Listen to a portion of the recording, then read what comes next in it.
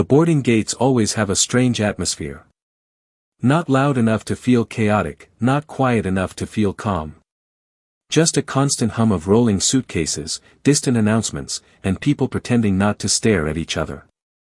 That night, the air smelled faintly of burnt coffee and airport disinfectant, the kind that sticks in your nose long after you leave. I was standing a few feet away from gate C-17, holding my boarding pass in one hand and my backpack strap in the other. My group hadn't been called yet, so I was doing what every traveler does, pretending to scroll my phone while secretly watching the boarding line. Everything felt normal. Too normal. Families were organizing their bags. A businessman was pacing while talking quietly into his phone. A little kid near the window was pressing his face against the glass trying to spot the plane. And the gate agents were doing what they always do, scanning boarding passes with the calm efficiency of people who've repeated the same motion thousands of times. Beep. Next passenger. Beep. Next passenger. Simple. Predictable. Peaceful. Then a sharp voice sliced straight through the terminal. This is wrong. Not loud. But confident. The kind of voice that instantly makes people look up. I glanced toward the gate counter, and that's when I saw her. A woman in her early 40s stood leaning over the boarding desk like she owned the airport. Blonde hair, perfectly styled earlier in the day but now slightly messy from frustration. Expensive sunglasses rested on top of her head like a crown she refused to take off. She wore a bright patterned blouse and a designer scarf that screamed, "I'm important." And right now she looked furious. "This has to be wrong," she said again, tapping her manicured finger against the counter. The gate agent in front of her didn't react much.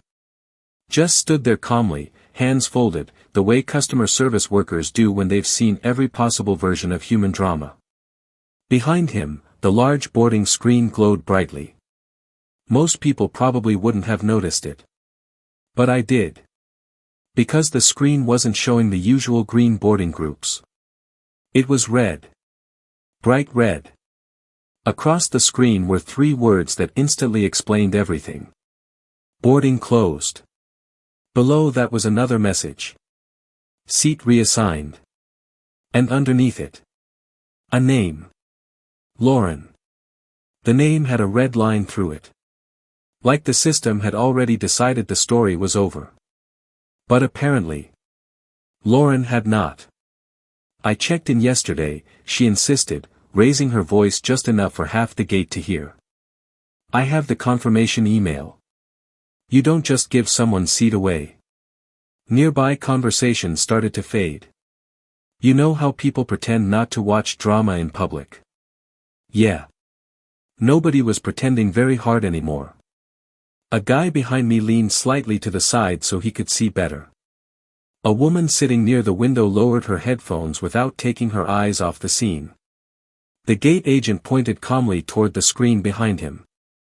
I couldn't hear everything he said. But his tone was calm. Measured. Professional. The kind of voice someone uses when they've explained the same rule hundreds of times. Lauren barely looked at the screen. Instead, she shook her head immediately. "No," she said. "That screen is wrong." I exhaled slowly and shifted my weight. I travel a lot for work, so I've seen this exact situation before. Airports have rules that don't bend, especially when boarding closes. If you're not at the gate when it happens, your seat goes to standby. Simple. Fair. And absolutely unforgiving. But Lauren clearly wasn't ready to accept that. "I paid extra for that seat," she said loudly, folding her arms. "Extra." The gate agent nodded patiently, pointing again toward the screen. Lauren glanced at it for half a second before looking away like it had personally offended her. "That's not my problem," she snapped. "Fix it." The tension around the gate started spreading. You could feel it. People checking their watches. Passengers shifting impatiently. Because everyone knew what this meant. A delay. And delays at airports spread faster than gossip. I looked down at my own boarding pass for a moment. My group was about to be called. All I had to do was wait another minute, scan my pass, walk down the jet bridge, and disappear into my seat. Easy. No drama. Unfortunately, Lauren had other plans.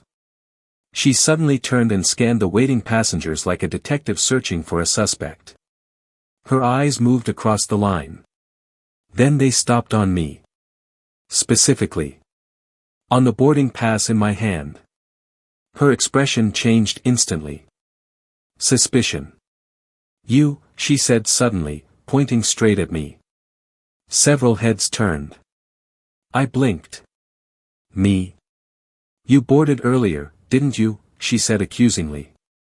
For a moment, I honestly thought she was joking. I haven't boarded yet, I said calmly. They're still boarding. Lauren scoffed loudly. I saw you standing here earlier, she said. You probably took my seat. And just like that, every pair of eyes at gate C-17 turned toward me. The gate agent opened his mouth to speak. But Lauren wasn't finished. This is exactly what happens, she continued, voice rising. People sneak onto flights and suddenly I'm the one getting punished. Heat crept up the back of my neck. Not because her accusation made sense, but because it was happening in front of an entire gate full of strangers. I didn't take anything, I said evenly. I haven't even scanned my pass yet. Lauren waved dismissively. Of course you'd say that. The gate agent stepped forward slightly. Ma'am, he said firmly, this passenger has nothing to do with your reservation. But Lauren was already shaking her head. Then explain why my name is crossed out like I don't exist, she demanded. The agent inhaled slowly and delivered the explanation I had been expecting since the beginning. You arrived after the boarding cutoff time, he said calmly. Your seat was reassigned according to policy. That should have ended it. Most people would sigh, accept the bad luck, and rebook another flight. Lauren? She laughed. A short, sharp laugh. That's ridiculous, she said. I was here. The agent shook his head once. Boarding closed at the posted time. That time is arbitrary, she snapped. You can reopen it. Around us, phones were now fully raised. People weren't even pretending anymore. The gate had officially become a live show. And unfortunately, I had just been cast in it. Lauren turned back toward me, eyes narrowing. You're really okay with this? She asked. With what? I replied. With them stealing my seat, she said. I paused for a moment, carefully choosing my words. I think they're just following the rules. Her eyes narrowed even more. Well, that's easy for you to say, she replied. Because you're getting on the plane. The boarding scanner suddenly beeped again. The next group had been called. And judging by the number on my boarding pass, it was my group. I took one small step forward. But Lauren moved first. Right into the boarding lane. Blocking it. Arms crossed. Standing there like a human barricade. The entire gate area went quiet. The gate agent looked at me apologetically. Sir, he said softly. Just a moment. Lauren smiled at me then. Not a friendly smile.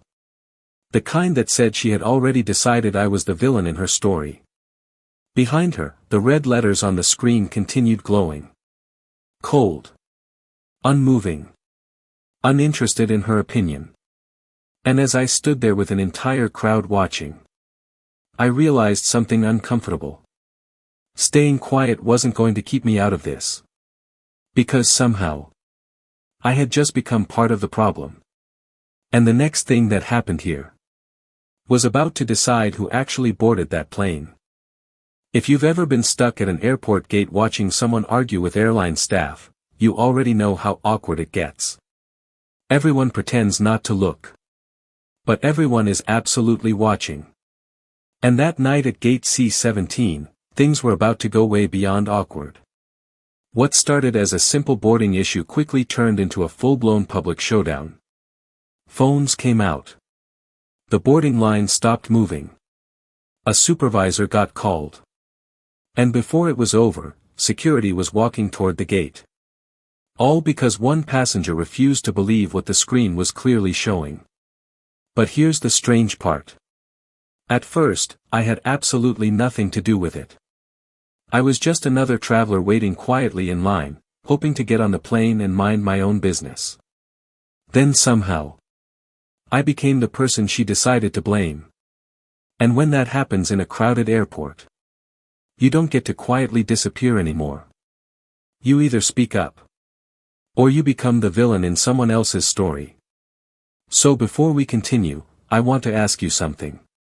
Have you ever seen someone cause a huge scene in public because they refused to admit they were wrong? You know the type. The louder they get, the more convinced they are that reality must be mistaken. Well, that's exactly what was unfolding right in front of me.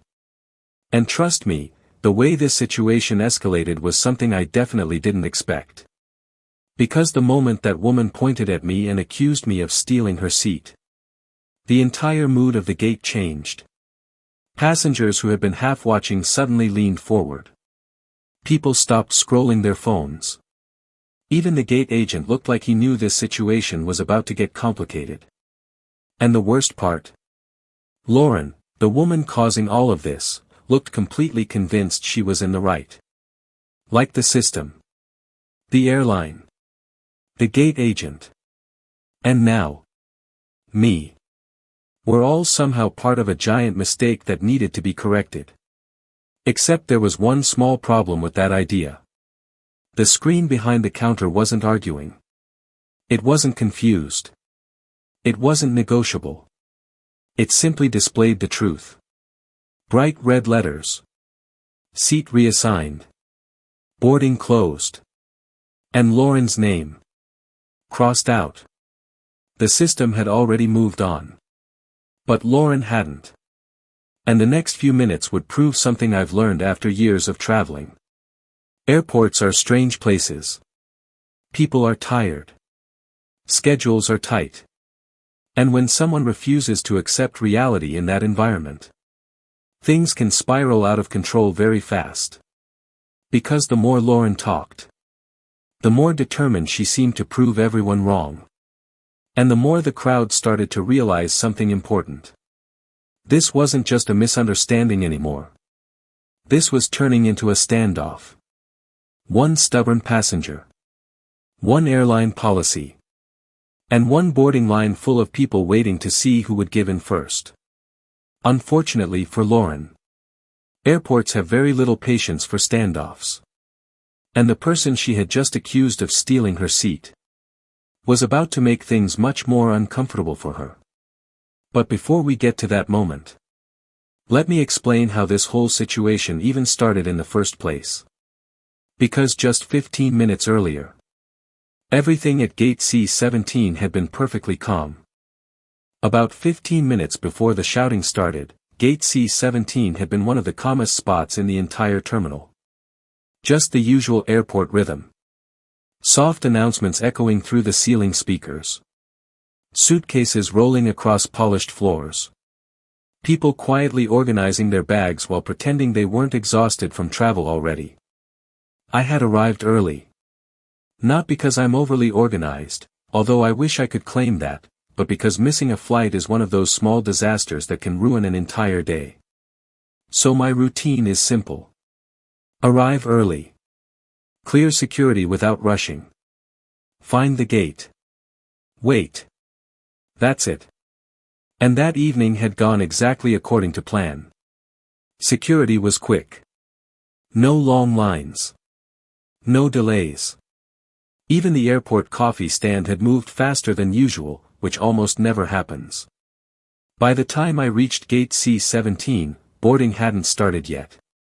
Passengers were scattered around the waiting area, each one quietly preparing for the same routine everyone knows by heart. Families were rearranging backpacks. A businessman sat near the window typing aggressively on his laptop like he was racing a deadline. A couple near the charging station were arguing quietly over who packed the phone charger. And the gate agent stood behind the counter, calmly checking their screens and preparing for boarding. Everything felt predictable. Airports are strange places like that. Thousands of people moving through the same building, but everyone following the same silent system. You wait. You listen. Your group gets called. You board. Simple. When boarding finally started, the line formed exactly the way it always does. People pretending not to rush, while clearly rushing. Group 1 passengers stepped forward confidently, scanning their passes like seasoned travelers. Beep. Next passenger. Beep. Next passenger. The boarding scanner made the same soft sound every few seconds. A steady rhythm. Some passengers walked straight down the jet bridge without looking back. Others paused to reorganize their bags or double-check their seats. Nothing unusual. Nothing dramatic. Just another normal flight leaving on time. I stood off to the side, watching the process casually while waiting for my group to be called. I wasn't in a hurry. There's a certain comfort in airport routines. Once boarding begins, everything moves in a quiet sequence that rarely changes. Even the gate agent seemed relaxed. One of them scanned boarding passes while the other occasionally glanced at the departure screen behind him. And that screen was the real authority at the gate. Bright. Unblinking. Displaying every detail passengers cared about. Flight number. Destination. Boarding groups. And eventually, boarding cutoff time. Most travelers know that moment well. When boarding reaches the final call, the gate agent starts scanning faster. The line gets shorter. The announcements become more urgent. Because once the cutoff hits, the system changes. If a passenger isn't physically at the gate when boarding closes, their seat can be released. It doesn't matter if they checked in online. It doesn't matter if they paid extra. And it definitely doesn't matter how confident they feel about it. The system follows its own rules. That's how standby passengers get seats. And on a busy travel day, there are always people hoping for that exact opportunity. I remember glancing at the standby list earlier while waiting near the gate. A few names. People standing nearby, watching the boarding process carefully. Hoping. Waiting. Because if even one person missed the cutoff, their chance might appear. But none of that felt important at the time. To me, it was just another normal boarding process. Passengers scanning. Announcements playing. Suitcases rolling. Everything moving along exactly as expected. Until something changed. It was subtle at first. The boarding scanner stopped beeping. Not gradually. Just, stopped. That quiet rhythm everyone had gotten used to suddenly disappeared. A few passengers near the line looked up, confused. The gate agent who had been scanning passes paused and looked toward the terminal entrance. I followed his gaze. And that's when I saw her. Walking quickly toward the gate like someone who already knew she was late, but hadn't accepted it yet. Her pace was fast. Her expression was determined. And the moment she reached the counter, she placed her phone down in front of the gate agent like evidence in a courtroom. "I'm here," she said firmly. At the time, nobody thought much about it. Late passengers happen all the time. Usually the agent checks their boarding pass, scans it quickly, and sends them down the jet bridge before the doors close. But this time, the agent didn't reach for the scanner. Instead, he looked up at the large screen behind him. And the moment he did that, I noticed something else. The screen had changed. The green boarding text was gone. In its place, bright red letters had appeared. Boarding closed. And directly underneath it, a new message. Seat reassigned. That was the exact moment the calm atmosphere at gate C-17 started to crack. Because the woman standing at the counter had just realized what those words meant. And judging by the look on her face, she was absolutely not going to accept it. The moment she realized what the screen said, her entire posture changed. Not the quiet kind of frustration travelers usually show when something goes wrong. No sigh. No, okay, what are my options? No calm conversation. Instead, she straightened up slowly, like someone preparing for a fight. Up close, she looked like the kind of person who was used to being heard the first time she spoke. Mid-40s, perfectly styled blonde hair that had probably looked flawless earlier that morning but now showed the first signs of travel stress. Expensive sunglasses were pushed up on her head like a crown she had no intention of removing. Her outfit looked carefully chosen too, a patterned blouse, fitted gray pants, a designer scarf draped around her neck like she had stepped out of a travel magazine. Everything about her appearance suggested confidence. But the look on her face right now suggested something else entirely. Control. Or more accurately, the sudden realization that she was losing it. She leaned slightly over the counter toward the gate agent, one manicured finger tapping impatiently on the desk. "This is incorrect," she said firmly. Not a question. A statement. The gate agent stayed calm, the way airline employees always do when they know a conversation might get difficult. He glanced at the screen behind him again and then back at her. "Ma'am," he said politely, "boarding closed a few minutes ago." Her eyebrows shot up immediately. "No," she said, shaking her head. "That's not possible." The confidence in her voice was impressive. Not the kind of confidence that comes from knowing you're right. The kind that comes from believing the world will simply adjust if you insist hard enough. "I checked in yesterday," she continued quickly, pulling up something on her phone. "I have my boarding pass. I paid for that seat." The agent nodded slowly. "Yes, you did," he replied calmly. Past tense. That single detail seemed to irritate her even more. "Well then scan it," she snapped, sliding her phone across the counter toward him. For a brief moment the gate agent hesitated. Then he gently pushed the phone back toward her. "I can't scan it anymore," he said. And that's when the mood changed. Not loudly. Not dramatically. Just a shift. Like the quiet before thunder. Her eyes flicked toward the big screen behind him again. This time she looked longer. At the red letters. At the word seat reassigned. And finally. At her name. Lauren. Struck through by a bright red line. For half a second, her expression faltered. Just a tiny crack in the confidence. But then she snapped her gaze back to the agent. "That's wrong," she said. He didn't argue. He simply gestured calmly toward the screen. The system released the seat when boarding closed. Lauren gave a short laugh. Not a happy laugh.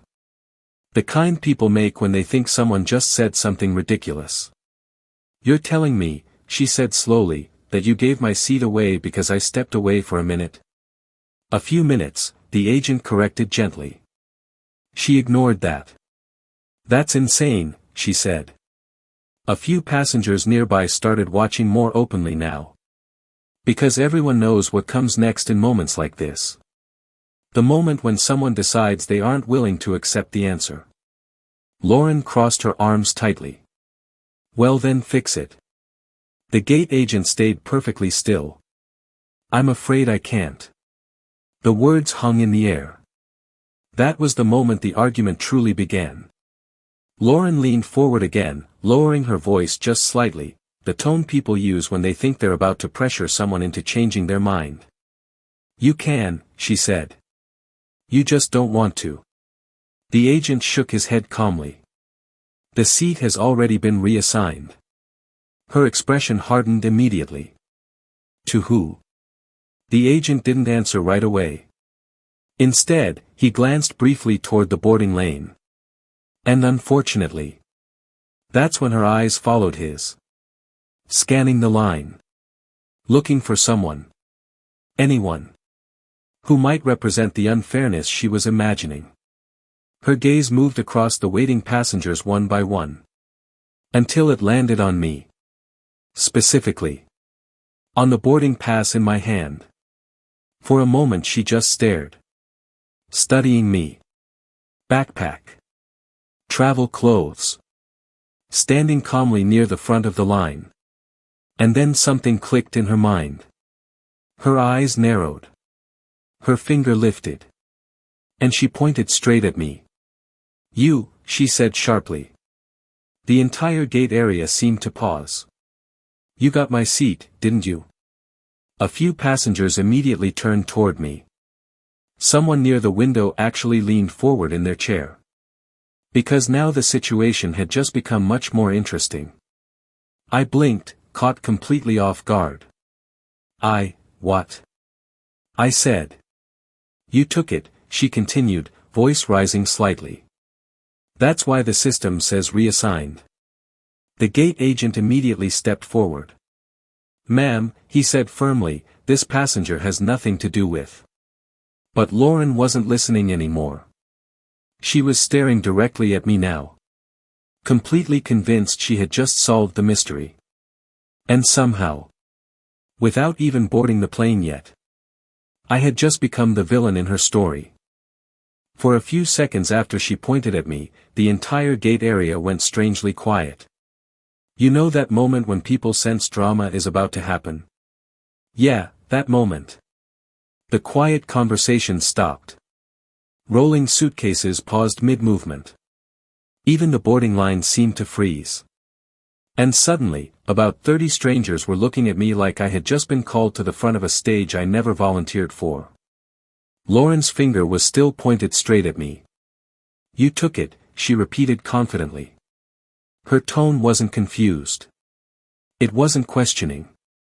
It was the tone of someone who had already decided the answer and just wanted everyone else to agree. I blinked once, trying to process how I had gone from guy quietly waiting to board to prime suspect in an airport conspiracy. I didn't take your seat, I said calmly. Lauren scoffed immediately. That's convenient. The gate agent stepped forward slightly, his voice firm but controlled. Ma'am, this passenger hasn't boarded yet. Lauren waved him off without even looking at him. I saw him standing here earlier, she said, still staring at me like she was building a legal case in her head. He probably scanned his pass already and then came back. A few people in the crowd exchanged amused looks. Because that theory made absolutely no sense. Airline scanners don't exactly allow secret double boarding missions. But logic wasn't really driving this conversation. Lauren leaned forward slightly, narrowing her eyes at me. What seat number do you have? She demanded. That question caught me off guard for a moment. Mostly because. Why would I answer that? I'm not sure that's relevant, I said carefully. Oh, it's relevant, she snapped. Because I paid extra for my seat. Behind me, someone quietly muttered, oh. Another person near the window had their phone fully raised now, clearly recording. Because once accusations start flying in public places, people suddenly develop a strong interest in documenting them. The gate agent tried again. Ma'am, I assure you. But Lauren raised her hand dramatically to silence him. No, she said. I want to hear it from him. Now everyone was staring at me. Fantastic. I took a slow breath. I haven't boarded the plane, I said clearly. I've been standing right here the entire time. Lauren laughed again. That same short, sharp laugh. That's exactly what someone would say if they took my seat. The ridiculousness of that statement hung in the air for a moment. Then a quiet snort came from somewhere in the crowd. Lauren heard it immediately. Her head snapped toward the sound. Is something funny? She demanded. The man who made the noise quickly looked away, pretending to check his phone. The gate agent cleared his throat and tried once more to regain control of the situation. "Ma'am," he said firmly, "this passenger's seat assignment is completely separate from your reservation." Lauren turned back toward him slowly. "Then explain why my name is crossed out."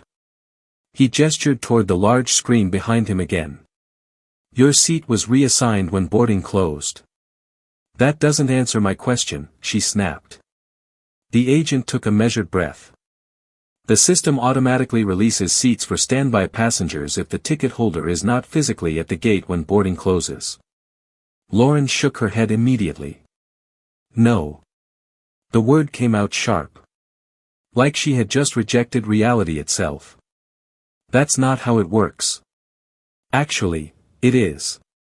Every frequent traveler in the room knew it. "You missed the cutoff, your seat goes to someone waiting on standby." Simple. But Lauren clearly had a different version of reality in mind. And in her version, someone had to be blamed. Unfortunately for me, I was still standing in the most convenient spot. She turned back toward me again, arms crossed tightly. "You were standing here earlier," she said accusingly. "Yes," I replied. "So you were waiting for the standby seat?" "No," I said calmly. "I was waiting for my boarding group." A quiet murmur passed through the crowd.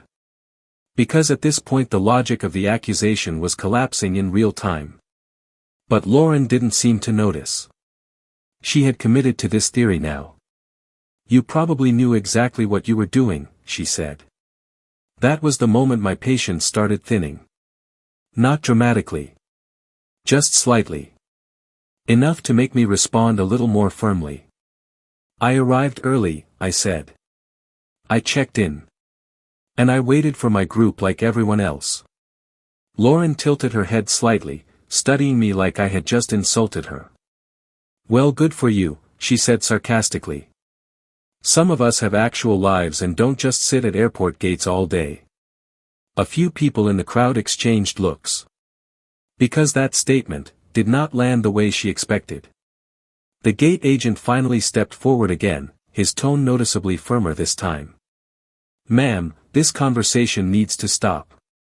Lauren ignored him completely. She was still staring at me. "You know what I think," she said. I didn't answer. "I think you saw an opportunity," she continued. "You saw someone's seat open up and you grabbed it." A quiet voice from somewhere behind me said, "That's not how standby works."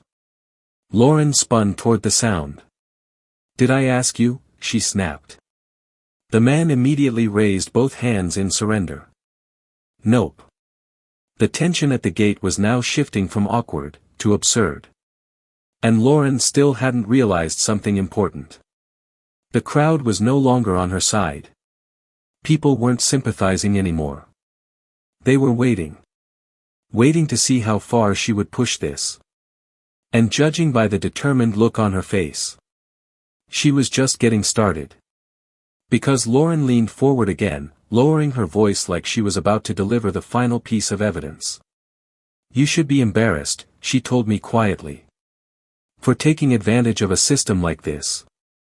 For a moment, I simply stared at her. Then I glanced back at the glowing screen behind the gate. The red letters hadn't changed. Her name was still crossed out. And suddenly it became very clear to me what was actually happening here. Lauren wasn't trying to understand the situation. She was trying to rewrite it. And unfortunately, that story required a villain. Right now, I was the easiest one available. For a moment, nobody spoke. Lauren stood there with her arms folded, staring at me like she had just exposed some massive airport conspiracy. Meanwhile, the big screen behind the gate counter kept glowing the same cold red message. Boarding closed. Seat reassigned. It didn't blink. It didn't argue. It didn't care. But Lauren clearly did. "You know what the real problem is?" she said suddenly, raising her voice again. Nobody answered. "That system," she continued, pointing dramatically at the screen. "It's wrong. The gate agent exhaled slowly. It isn't wrong, ma'am. Lauren shook her head. Oh, it absolutely is. Now the entire gate area had become fully invested in the situation. People weren't even pretending to mind their business anymore. Phones were up. Passengers leaned slightly out of line to see better. A man sitting near the charging station whispered to the woman next to him, "This is getting good." Meanwhile, the boarding line hadn't moved in almost 2 minutes. That might not sound like much. But in airport time, 2 minutes feels like 20. The gate agent gestured politely toward the side. "Ma'am, if you step aside, we can continue boarding while we look at your reservation." Lauren didn't move. Not even a little. Instead, she planted her feet right in the boarding lane like she had suddenly become part of the airport furniture. "No," she said. "I'm not stepping aside until this gets fixed." A quiet wave of frustration rippled through the waiting passengers. Someone behind me sighed loudly. Another person checked their watch. Because everyone knew exactly what this meant. Nobody was boarding until this standoff ended. Lauren turned back toward me again, like she had just remembered the person she blamed for all of this. "You're very quiet now," she said. I shrugged slightly. "There's not much to say." "Oh, there is," she replied quickly. "You could start by admitting what you did." I blinked once. "What exactly did I do?" "You took advantage of someone else's seat," she said confidently. I couldn't help it. I glanced back at the screen again. Her name was still there. Still crossed out. Still proving the exact opposite of her theory. "Ma'am," the gate agent said again, his voice now noticeably firmer, "your seat was released because you were not present when boarding closed." Lauren laughed. "I was present. You arrived after the cutoff time." "I was in the terminal," she shot back. The agent paused. Then spoke slowly, choosing his words carefully. "The rule is that passengers must be physically at the gate when boarding closes." Lauren stared at him like he had just insulted her personally. "That's ridiculous," she said. A quiet voice from somewhere in the crowd muttered, "No, that's literally the rule." Lauren whipped her head around toward the sound. "Who said that?" Nobody answered. People suddenly became very interested in their phones again. Lauren turned back toward the agent. "I stepped away for 2 minutes," she said. The agent didn't argue. But he also didn't agree. "Our system shows you arrived after the cutoff. That system is wrong.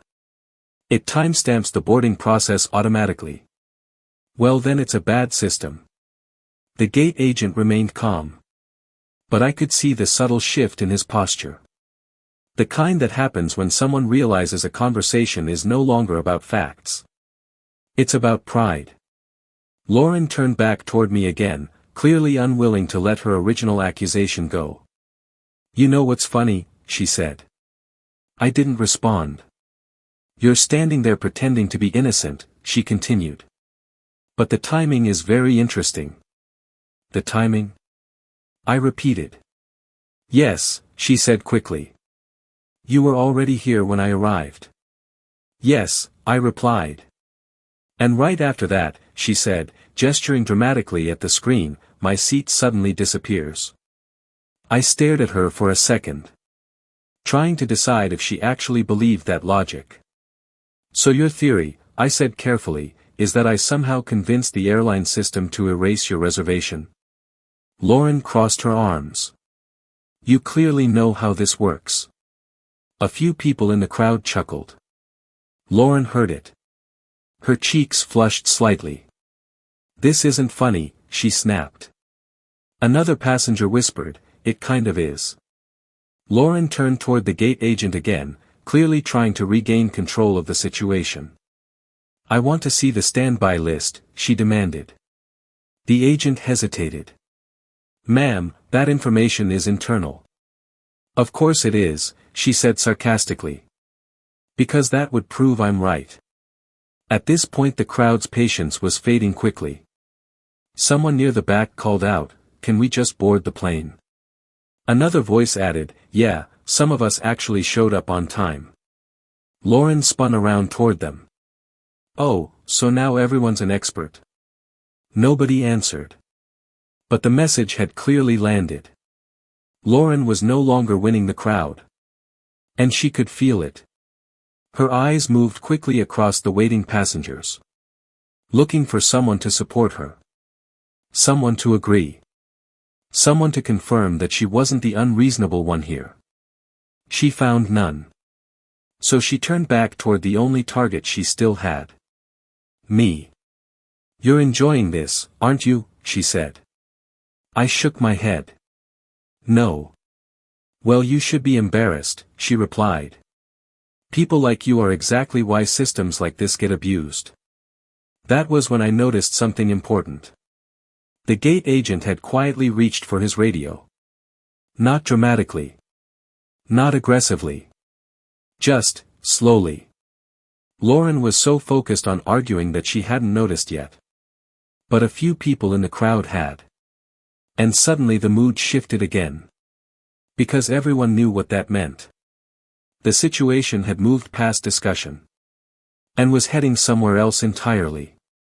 Lauren kept talking, unaware. "This whole thing is ridiculous," she continued. "I want someone who actually has authority." The gate agent lifted the radio slightly. His voice calm.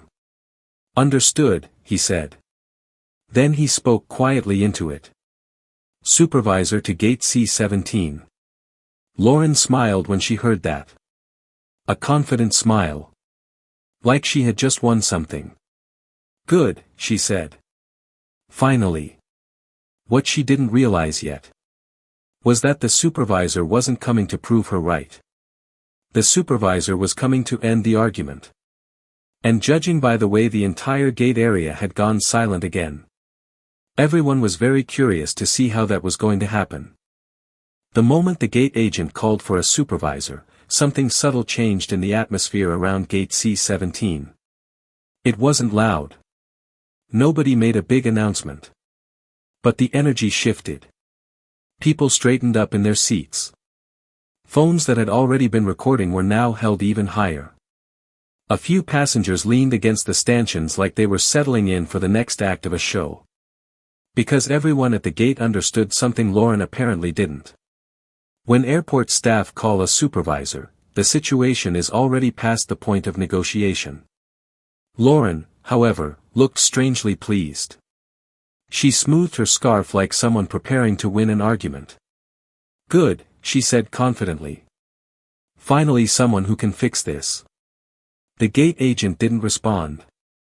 He simply stepped back slightly, allowing the boarding lane to remain clear, except for the one person standing directly in the middle of it.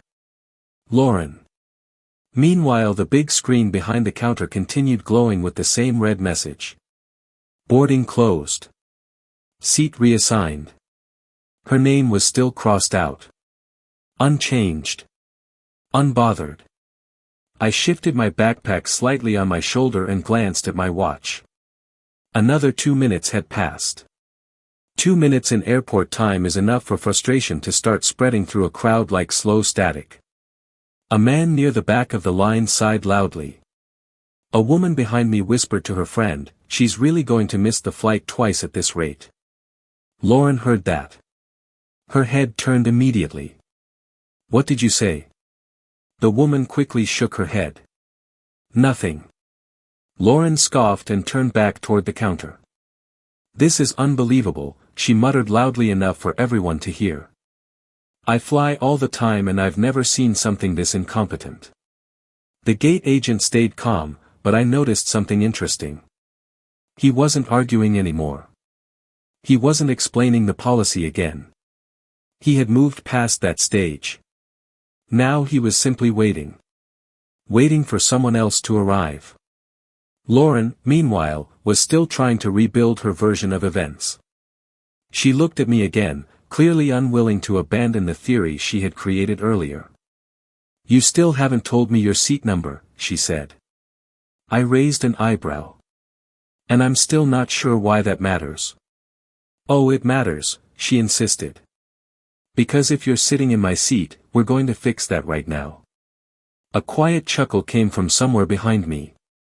Lauren turned toward it sharply. You think this is funny? The man who laughed shrugged. Just seems like the screen already answered the question. Lauren rolled her eyes dramatically. Yes, the screen, she said sarcastically. Because machines never make mistakes. She gestured toward the monitor again like it was personally insulting her. That thing says I wasn't here. The gate agent spoke calmly. It says you arrived after the cutoff. I was here, she snapped. You were in the terminal, he corrected. That counts. The rule is being physically present at the gate. Lauren folded her arms again, stubbornness settling deeper into her posture. That's a stupid rule. A voice from the crowd muttered, it's also a very clear one. Lauren spun around again. Who keeps talking? No one answered. But the crowd's mood had clearly shifted. Earlier, some people had looked sympathetic. Now, most of them just looked tired. Because the situation had become painfully obvious. Lauren had missed the cutoff. The seat had been released.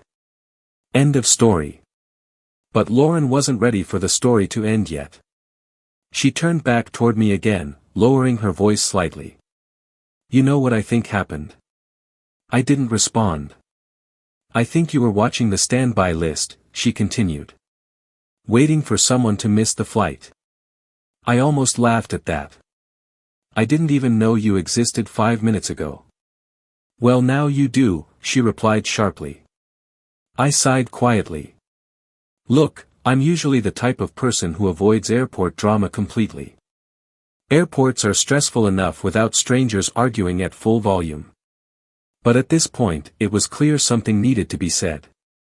Because Lauren was still building this elaborate theory about how her seat had disappeared. So I asked a simple question. When did you arrive at the gate? The question caught her slightly off guard. What? When did you get here? I repeated calmly. That's none of your business. It kind of is, I said. Her eyes narrowed. Why? Because if you want them to reopen boarding, I explained, they're going to check the timestamp. The gate agent glanced at me briefly. Not annoyed. Almost, grateful. Lauren hesitated. Just for a moment. I was here before boarding closed, she said. The agent raised an eyebrow slightly. Our system shows otherwise. Lauren waved dismissively. Your system doesn't know where I was. Were you standing here? The agent asked. Well, no, she admitted. A few passengers leaned forward slightly. Because this was the first time her story had shifted. I stepped away for a minute, she said quickly. To where? I asked. The restroom, she replied. The crowd reacted immediately. Not loudly. Just a few quiet murmurs. Lauren heard them.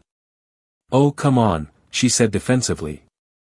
People are allowed to use the restroom. Yes, the agent replied calmly. But boarding still closes at the scheduled time. That shouldn't count against me. The rule applies to everyone. Lauren looked at the screen again. The red letters still hadn't changed.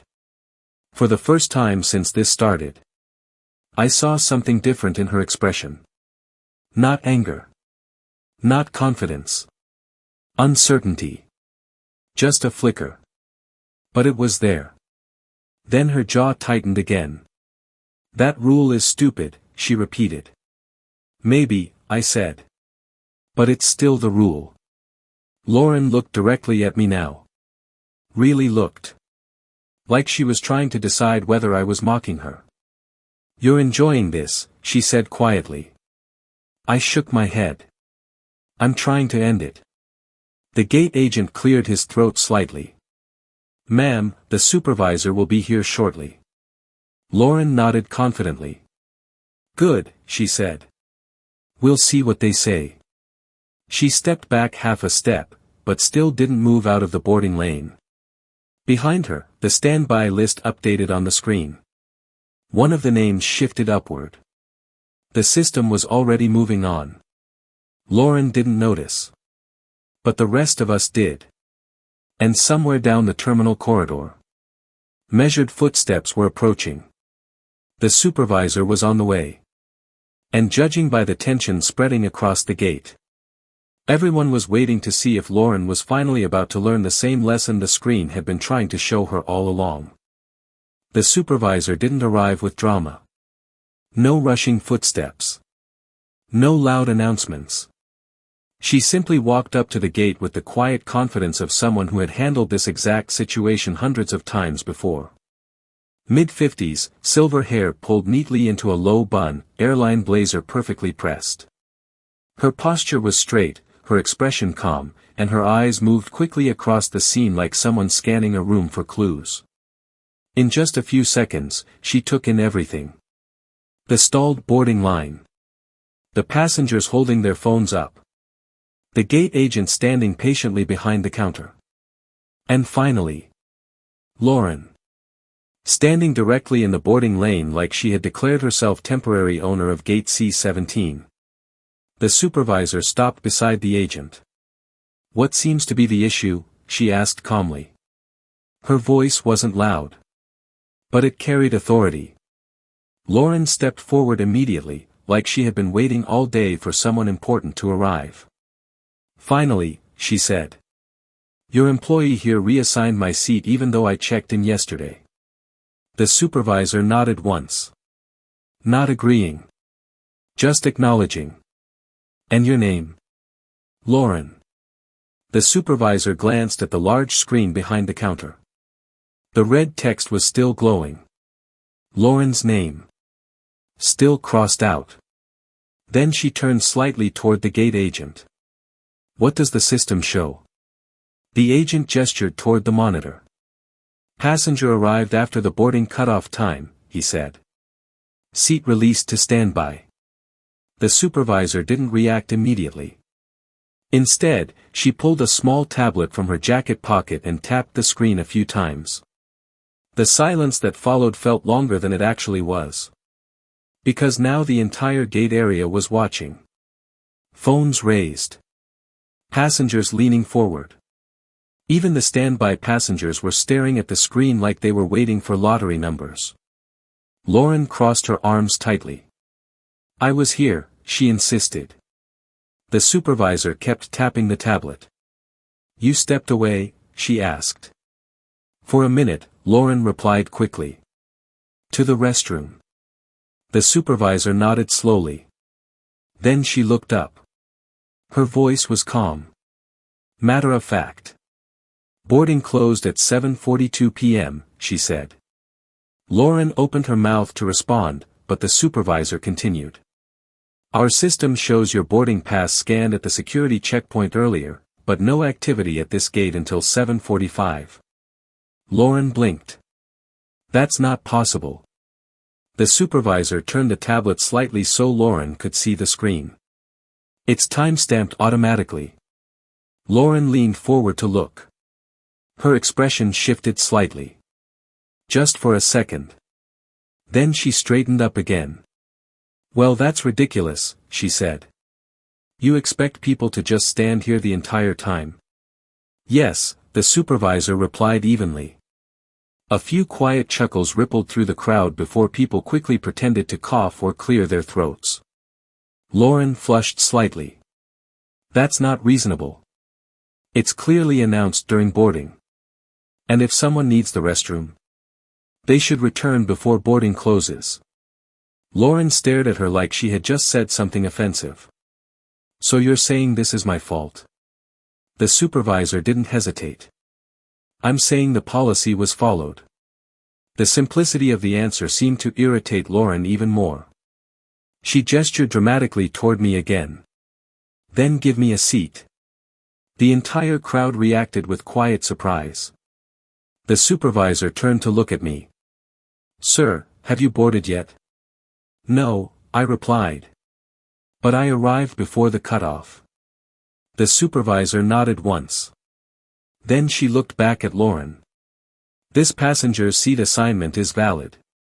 Lauren's jaw dropped slightly. You're serious? Yes. I paid extra for that seat. So did other passengers, the supervisor replied calmly. That doesn't change the boarding cutoff. Lauren shook her head in disbelief. This is unbelievable. The supervisor remained calm. Ma'am, the seat has already been reassigned. To him? Lauren demanded. No, the supervisor replied. The answer seemed to confuse Lauren for a moment. Then who? The supervisor glanced at the screen behind the counter. Another name had already appeared in the standby position. Another passenger, she said. Lauren looked back at the screen. Her name. Still crossed out. Replaced by someone else. For the first time since this started. Lauren didn't immediately argue. The reality of the situation was finally catching up to her. But pride is a powerful thing. And after a few seconds of silence, she shook her head again. No, she said firmly. I'm not accepting that. The supervisor didn't react emotionally. She simply folded her hands calmly in front of her. Ma'am, the decision has already been made. Lauren let out a short, frustrated laugh. Oh, so that's it? That's it. So you're just going to let someone else take my seat?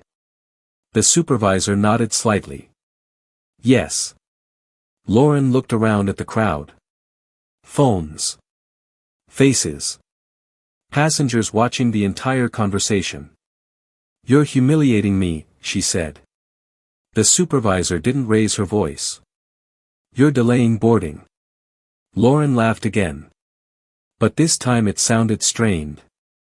So what happens if I don't move? The supervisor held her gaze calmly. If you continue blocking the boarding lane, she said, security will be notified. The words landed quietly. But their meaning was crystal clear. The crowd went silent again. Lauren looked around quickly.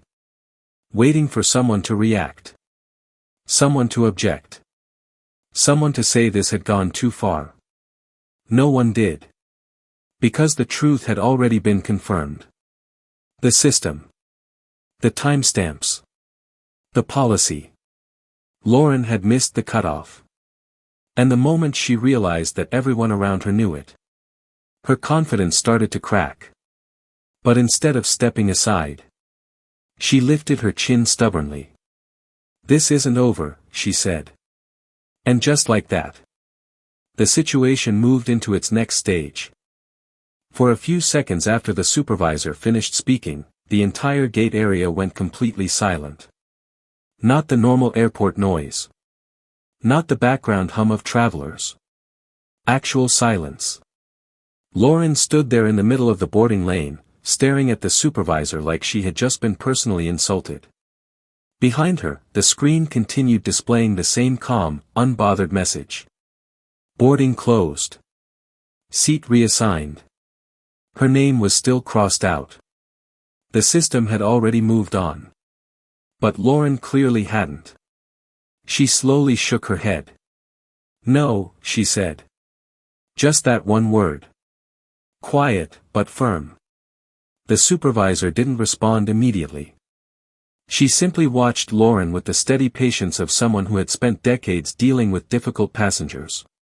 Lauren laughed suddenly, a short breath of disbelief. So that's it, she said loudly. You just give my seat away and act like nothing happened. No, the supervisor replied calmly. We followed the boarding policy. Lauren spread her arms dramatically. Oh please, she said. Policies can be adjusted. The supervisor didn't even blink. Not after boarding closes.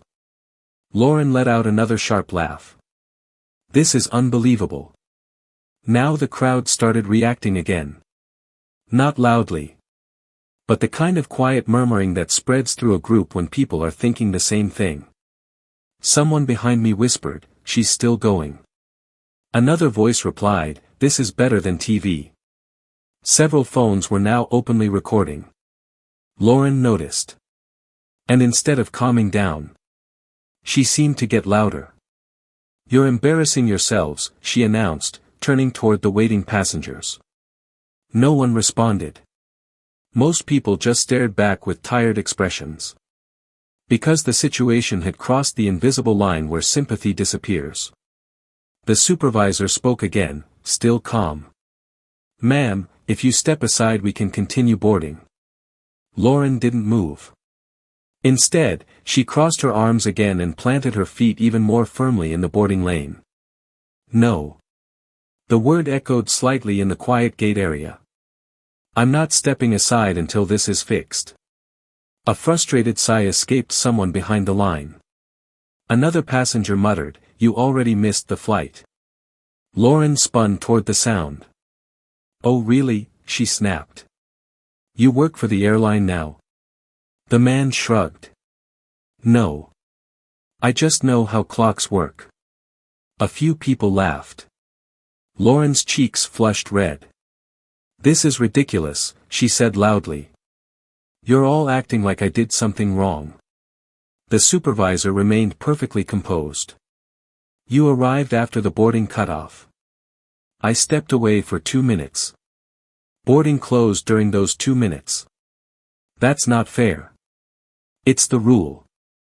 Lauren stared at her like the words themselves were offensive. "You expect people to stand here like statues?" "Yes," the supervisor replied evenly. Another quiet ripple of laughter spread through the crowd. Lauren looked around again, clearly searching for support. But the room had changed. Earlier, some passengers looked curious. Now most of them looked impatient. Because everyone understood something Lauren refused to accept. The plane was waiting. And she was the reason it wasn't boarding. Lauren pointed toward me again suddenly. "And what about him?" she said. The supervisor glanced at me briefly. "What about him?" "He's part of this," Lauren insisted. I sighed quietly. "Ma'am.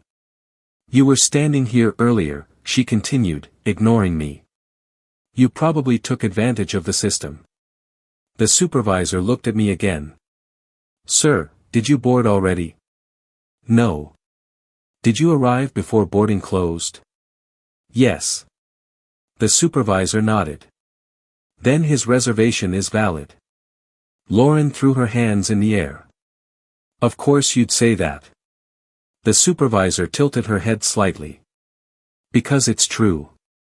Lauren laughed again, but this time the sound was shaky. "So what now?" she demanded. The supervisor gestured calmly toward the side of the gate. "Now you step aside so the rest of the passengers can board." Lauren didn't move. Instead she leaned slightly toward the counter, lowering her voice like she was delivering a final warning. "You know what?" she said. "What?" "I fly all the time." "So do many of our passengers," the supervisor replied. Lauren's eyes narrowed. "And I've never been treated like this." The supervisor's voice stayed calm. "You're delaying a full flight." Lauren gestured toward the crowd again. "Oh please," she said. "They can wait." The crowd reacted instantly. Groans. Murmurs. Someone muttered, "We already have." The tension in the room thickened. Lauren ignored it. "You're humiliating me," she told the supervisor. The supervisor shook her head slightly. "No, ma'am. You're refusing to follow instructions." Lauren laughed again. "So what are you going to do?" The question hung in the air. The supervisor didn't answer immediately. Instead, she calmly lifted the small radio attached to her belt. The crowd went silent again. Lauren watched the movement carefully. For the first time since this whole situation began, something like uncertainty appeared on her face. The supervisor pressed the radio button.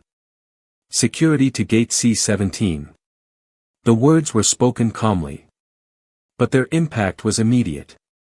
A collective breath moved through the entire gate area.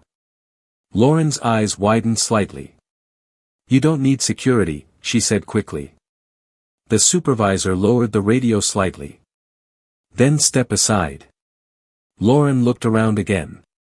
Phones. Passengers. The silent crowd watching every second. Her confidence flickered. But pride pushed it back again. "This is insane," she muttered. The supervisor didn't argue.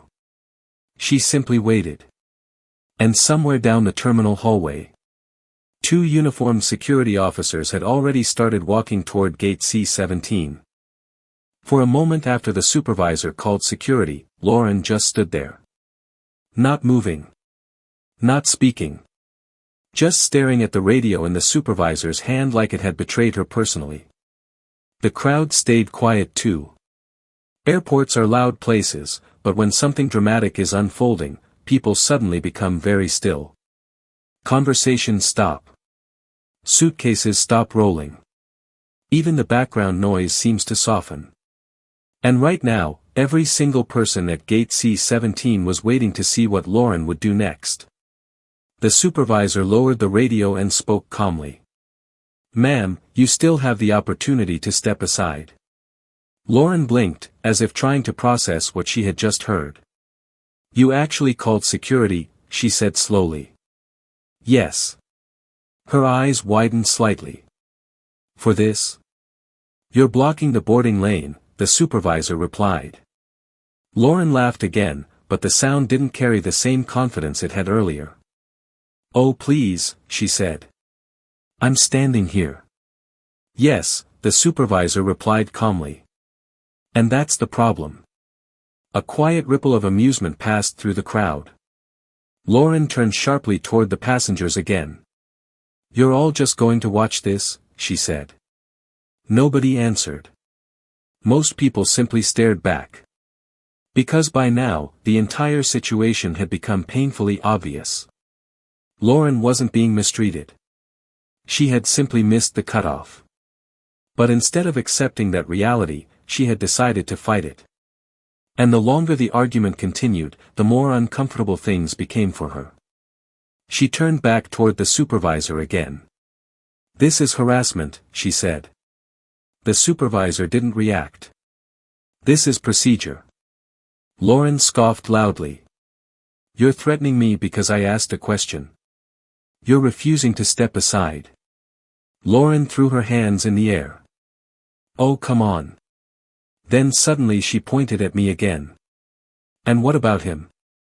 The supervisor glanced at me briefly. "What about him?" "He's the one benefiting from this," Lauren insisted. I blinked. "I'm literally just waiting to board," I said. Lauren ignored me. "He clearly doesn't need the seat as much as I do." That statement caused several people in the crowd to laugh out loud. Lauren whipped around toward them. "What's funny?" A man near the back of the line shrugged. "Nothing. Just, interesting logic." Lauren's face turned red. "You don't know anything about my situation." "No," he replied calmly. "But I know boarding closed." Another passenger added quietly, 3 times they announced it. Lauren's jaw tightened. Oh, now everyone's an expert. The supervisor stepped forward slightly. "Ma'am, this conversation is over." Lauren folded her arms again. "No, it isn't." The supervisor's expression didn't change. "Yes, it is." Lauren leaned forward toward the counter, lowering her voice like she was about to reveal something important. "You're making a very big mistake," she said. "How so?" "I have status with this airline." The supervisor nodded. "Many passengers do." Lauren blinked. "I travel constantly. So do many of our passengers." Lauren stared at her, clearly expecting a different reaction. "I paid extra for my seat." "And you lost it when boarding closed." Lauren let out a frustrated breath. "This is unbelievable." Behind her, the crowd shifted again. People were growing impatient. Someone checked their watch. Another passenger leaned toward the boarding scanner like they were hoping it might magically start working again. Because right now the only thing delaying the entire plane was Lauren. She looked around the gate again, searching for support. Instead, she saw dozens of people staring back at her with the same expression. Move. Lauren's confidence started slipping. Not dramatically, but in small cracks. The way her shoulders tightened. The way her voice grew slightly sharper. "You're all acting like I committed a crime," she said.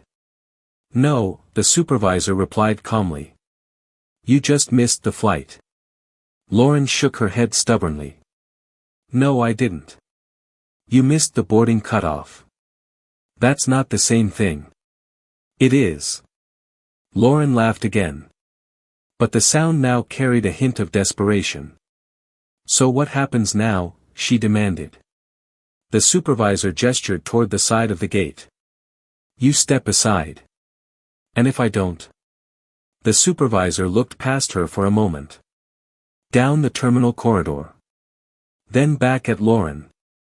Then security will assist you." Lauren frowned slightly. "What does that mean?" Before the supervisor could answer, a quiet voice from the crowd spoke up. "It means you're about to have a worse day." Lauren turned quickly toward the sound. But at that exact moment, two uniformed airport security officers stepped into view at the end of the gate. They weren't rushing. They weren't aggressive. They simply walked forward with the calm, steady pace of people who deal with this situation far more often than anyone would like to believe. The crowd parted slightly as they approached. Lauren noticed them immediately. Her expression changed. The confidence. The anger. The dramatic energy she had been projecting for the past 10 minutes. Suddenly flickered. "You didn't actually need to do that," she said quickly. The supervisor remained calm. "I asked you several times to step aside." Lauren glanced at the officers again. Then back at the supervisor. "I was just trying to resolve the situation." The supervisor nodded. "And now we are." One of the officers stopped beside Lauren. His voice was calm. "Ma'am, we're going to need you to move away from the boarding lane." Lauren hesitated. Just long enough for everyone in the gate area to see the moment clearly. The moment when someone realizes the argument is officially over. But pride is a stubborn thing. Lauren lifted her chin slightly. "This whole thing is ridiculous," she muttered. The officer didn't react. "Ma'am," he repeated calmly, "please step to the side." And for the first time since this entire situation started, Lauren finally moved. But not quietly. Not gracefully. Because even as she stepped away from the boarding lane, she was already preparing for one final attempt to prove she was right. The moment Lauren stepped out of the boarding lane, the tension at gate C-17 shifted instantly. Not dramatically. But you could feel it. Like a room finally exhaling after holding its breath too long. The security officers didn't grab her or raise their voices. They simply stood beside her, calm and professional, the way people do when they know the situation is already under control. One of them gestured politely toward the side of the gate area. "Ma'am, let's speak over here." Lauren hesitated. Just for a second. Then she took a few stiff steps away from the counter, her heels clicking sharply against the polished airport floor. The boarding lane was finally clear. "Behind me," someone whispered quietly, "about time." Another passenger muttered, 10 minutes late and still arguing. But Lauren could still hear them. Her shoulders stiffened. "This is unbelievable," she said loudly as she walked toward the side of the gate. "I'm being treated like a criminal." The security officer beside her kept his tone calm. "You're not being treated like anything, ma'am. We're just moving the conversation away from the boarding area." Lauren crossed her arms again. "Well, this whole thing is ridiculous." Meanwhile, back at the counter, the gate agent finally lifted the boarding scanner again. The little machine beeped as he tested it. That simple sound instantly changed the mood of the crowd. Passengers straightened up. The line moved forward slightly. Because finally, boarding could continue. The supervisor turned toward the waiting passengers. "Thank you for your patience," she said calmly. A few people nodded. One man even clapped quietly once before stopping himself. The gate agent called out the next boarding group. And just like that, the machine started beeping again. Beep. Next passenger. Beep. Next passenger. The rhythm returned. Normalcy. The thing that had been missing for the past 10 minutes. But the drama wasn't entirely over yet. Because while the boarding line finally started moving again, Lauren was still talking. And talking. And talking. She stood about 15 feet away from the counter now, still surrounded by the 2 security officers and the supervisor. "I want to file a complaint," she said loudly. "You're welcome to contact customer relations," the supervisor replied calmly. "Oh, I will." Lauren pulled out her phone dramatically like she was about to call the president of the airline. "This is completely unacceptable." The officer beside her remained patient. "Ma'am, we can help you speak to a service desk about rebooking." "I don't want rebooking," she snapped. "I want my seat." The supervisor shook her head slightly. "That seat is no longer available." Lauren glanced toward the boarding line again. Passengers were already moving down the jet bridge. One after another. Her seat was quite literally leaving without her. And that realization seemed to hit her harder than anything else. "You gave it away," she said bitterly. "The system released it," the supervisor corrected. Lauren looked back toward the big screen again. Her name. Still crossed out. No longer relevant. The system had replaced it with the standby passenger who had arrived on time. That was the quiet cruelty of airport systems. They don't argue. They just move forward. Lauren exhaled sharply. This airline just lost a loyal customer. The supervisor nodded politely. "I'm sorry you feel that way." Lauren clearly expected a stronger reaction. When she didn't get one, her frustration bubbled up again. "This whole thing was unnecessary," she said loudly. "You could have just reopened boarding." "We cannot reopen boarding once the door process begins." Lauren scoffed. "Well then delay the flight." A man passing by with his suitcase stopped briefly and said under his breath. "Yeah, delay 200 people because you were late." Lauren heard him immediately. "Oh, that's real mature." The man shrugged and kept walking toward the jet bridge. Because the line was moving again. And nobody wanted to miss the plane for real this time. Meanwhile the gate agent continued scanning boarding passes. Beep. Next passenger. Beep. Next passenger. Each sound was another reminder that the story was ending. Without Lauren. She stood there watching the line shrink. Watching the passengers disappear down the jet bridge. Watching the plane she was supposed to be on continue without her. Her confidence had completely deflated now. Not dramatic anymore. Not loud. Just frustrated. The supervisor checked her watch briefly. "Ma'am, the next available flight can be discussed at the service desk." Lauren didn't respond. She simply stared toward the gate door like she was hoping it might magically reopen. But airline doors don't reopen for hope. They follow schedules. Finally the supervisor turned slightly toward the gate agent. "Continue boarding," she said. He nodded. The final groups moved forward. Passengers walked past Lauren quietly. Some avoided eye contact. Others glanced at her quickly, curiosity still lingering. But nobody stopped. Nobody argued. Because the situation had already resolved itself. Lauren had fought the system. And the system had simply continued. Eventually the line grew shorter. Then shorter. Then almost gone. I realized suddenly that I was near the front now. The chaos had delayed things, but boarding was finally happening again. The gate agent looked up and saw me approaching. For a brief second, our eyes met. He gave a small nod. Not dramatic. Just the silent acknowledgement of someone who had watched the same absurd situation unfold. Behind him, the jet bridge waited. The door still open.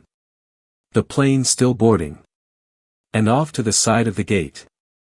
Lauren stood quietly now, arms wrapped around herself, watching the last passengers board the flight she had missed by just a few minutes. A few minutes. And one very long argument. By the time the boarding line reached me, the atmosphere at gate C-17 felt completely different from a few minutes earlier. The tension had drained out of the room. Not entirely gone, situations like that always leave a strange aftertaste, but the chaos had settled into something quieter. Normal airport energy again. Suitcases rolling. Passengers checking their boarding passes. The soft beep of the scanner returning to its steady rhythm. I stepped forward and handed my pass to the gate agent. He scanned it quickly. Beep. He glanced up at me for a moment and gave a small nod. Not the kind of nod that starts a conversation. More like the silent acknowledgement people exchange after witnessing something absurd together. Have a good flight, he said calmly. Thanks, I replied. I walked toward the jet bridge entrance, adjusting my backpack slightly as I stepped through the doorway. The noise of the terminal faded almost immediately. Jet bridges have a strange atmosphere of their own. Narrow. Metal walls. A faint smell of recycled air and aviation fuel. And that quiet echo of footsteps as passengers walk toward the plane. Behind me, the gate area was still visible through the open doorway. And from that angle, I could see Lauren. She stood near the wall now, no longer arguing, no longer shouting. Just standing there with her arms folded tightly. The two security officers had stepped a few feet away, giving her space now that the situation had cooled down. The supervisor was speaking to her calmly, clipboard in hand. From a distance, their conversation looked much quieter than before. Lauren wasn't gesturing wildly anymore. Her shoulders had dropped slightly. The dramatic energy she had carried earlier was gone. In its place was something else. Frustration. The kind that settles in when someone realizes the situation truly isn't going to change. I paused briefly on the jet bridge and glanced back one more time. Lauren looked smaller now. Not physically, but emotionally. 10 minutes earlier she had stood in the center of the gate like she was controlling the entire situation. Now she stood off to the side, watching the last passengers disappear onto the plane she was supposed to be on. It's strange how quickly that shift can happen. One moment you're convinced you're right.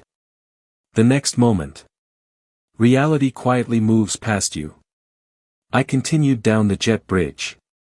Passengers ahead of me were already storing their bags in the overhead bins and settling into their seats. The familiar sounds of boarding filled the cabin. Seatbelts clicking.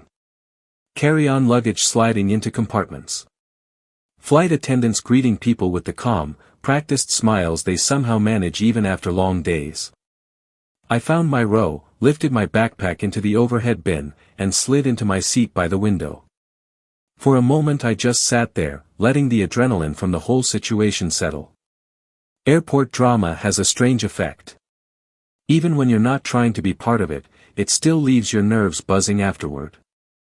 Outside the small oval window, I could see the gate area clearly. Ground crew moved slowly across the tarmac. Airport lights reflected off the polished floor inside the terminal. And just beyond the glass, Lauren was still there. The supervisor stood beside her, speaking calmly while pointing toward another part of the terminal, probably directing her to the customer service desk. Lauren nodded slowly. Not enthusiastically.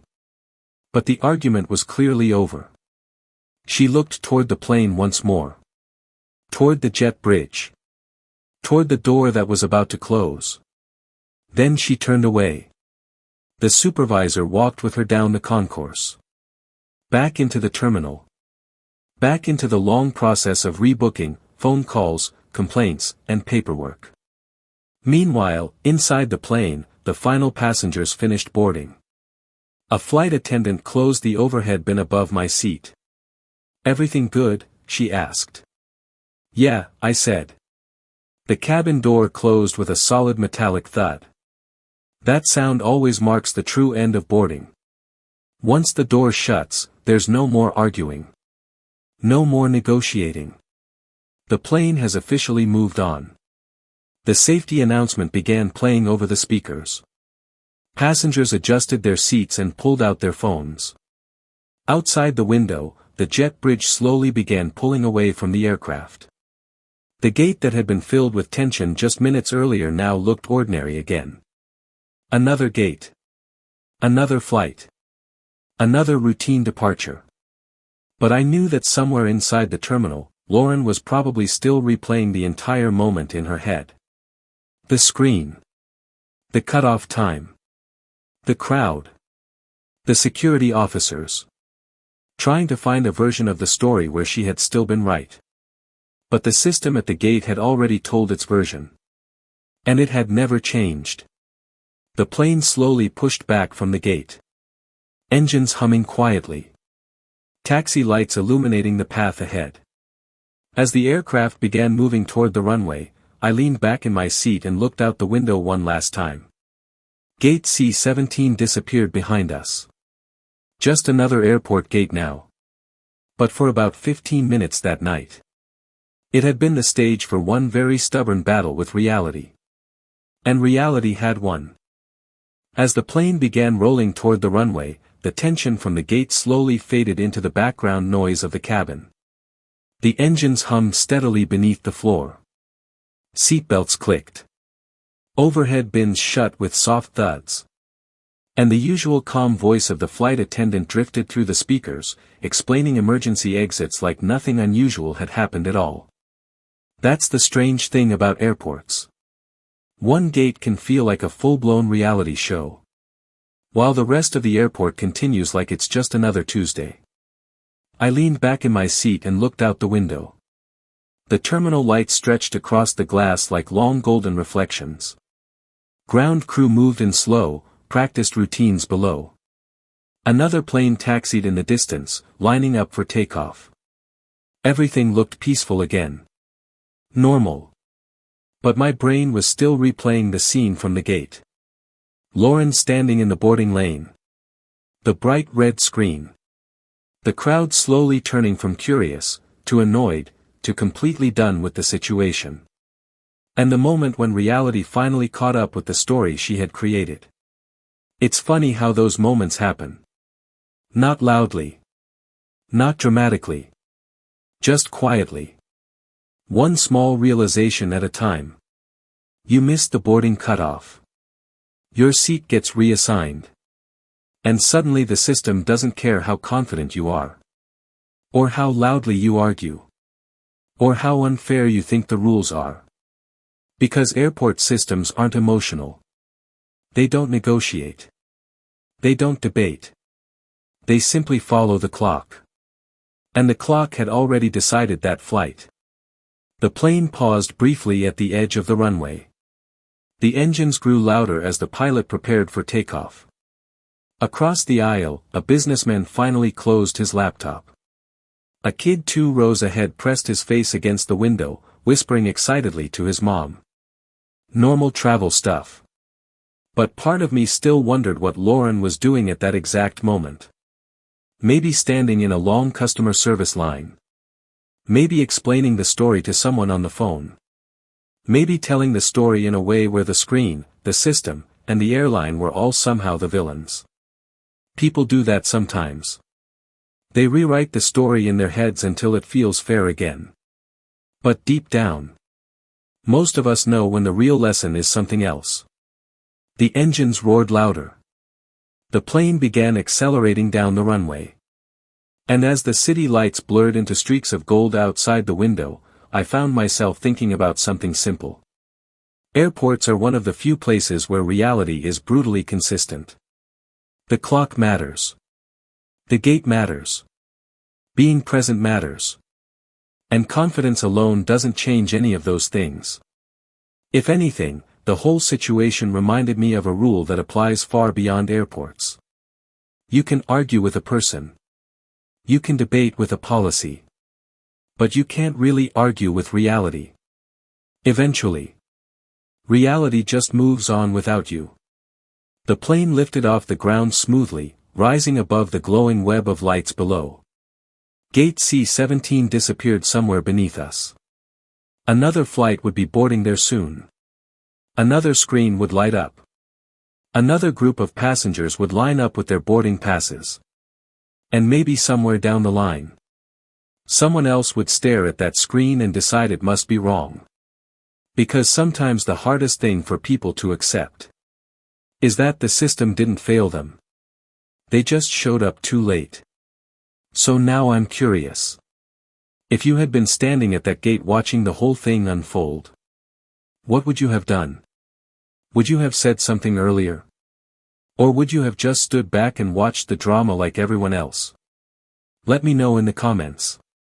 Because something tells me Gate C-17 probably isn't the last place a story like that will happen. As the plane climbed higher into the night sky, the airport slowly disappeared beneath the clouds. The bright lights of the terminal shrank into tiny glowing dots. The runway lines faded into darkness. And the chaos that had taken over Gate C-17 just half an hour earlier already felt strangely distant. It's funny how quickly moments like that pass. At the time, it feels huge. A crowd watching. Voices rising. Security walking in.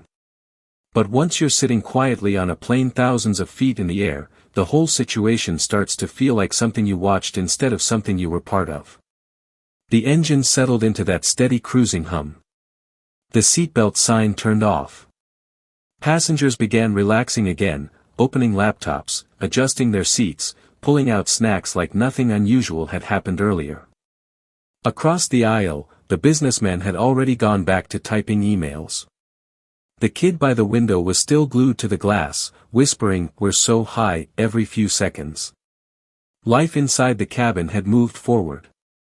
But my mind kept drifting back to one simple moment at the gate. The screen. That bright red message. Seat reassigned. It never raised its voice. Never argued. Never defended itself. It just sat there calmly displaying the truth while someone tried desperately to convince the entire room that it must be wrong. And the more I thought about it, the more I realized that moment wasn't really about airports at all. It was about something much bigger. We've all seen situations like that. Maybe not at a boarding gate. Maybe at work. Maybe in traffic. Maybe even in our own lives. Someone makes a mistake. Misses a deadline. Shows up late. Ignores the rules. And instead of accepting it, they try to rewrite reality. They argue louder. Blame someone else. Search for a villain. Anyone who can explain why the outcome shouldn't apply to them. But reality is stubborn. It doesn't care how convinced we are. It doesn't bend just because we insist it should. And sometimes the hardest moment for a person isn't the mistake itself. It's the second when the world keeps moving forward without waiting for them. The flight attendant rolled a drink cart down the aisle, breaking my train of thought. "Would you like something to drink?" she asked. "Just water, thanks," I said. She handed me the cup with a polite smile before continuing down the aisle. I took a sip and glanced out the window again. The world below had become a quiet ocean of clouds. Somewhere down there, the airport was still operating like it always does. More flights boarding. More screens glowing.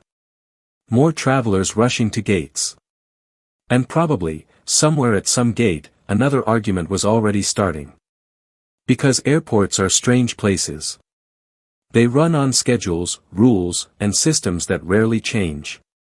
But people. People bring emotions, assumptions, impatience, and pride. And sometimes those two worlds collide. Like they did that night. Lauren probably spent the next hour at the customer service desk explaining her version of the story. Maybe she got another flight. Maybe she didn't. But one thing was certain. That plane had left exactly when it was supposed to. The system had followed the clock.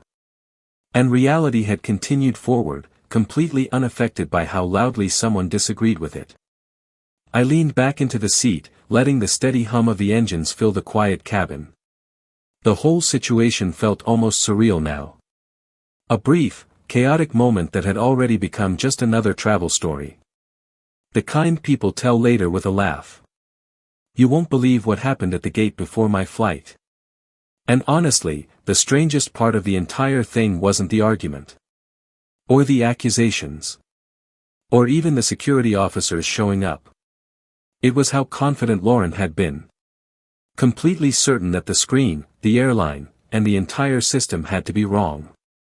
Because the alternative, that she had simply arrived too late, was harder to accept. And maybe that's the real lesson hidden inside the whole story. Sometimes the world doesn't change because we disagree with it. Sometimes the screen is right. Sometimes the rule is simple. And sometimes the plane really does leave without us. So now I'm curious. If you had been standing there at gate C-17 watching everything unfold, what would you have done? Would you have stepped in earlier? Ignored the whole thing? Or maybe pulled out your phone like half the crowd did and just watched the chaos play out? Because something tells me that somewhere in the world right now, another airport screen is glowing. Another passenger is arguing. And another flight is about to leave exactly on time.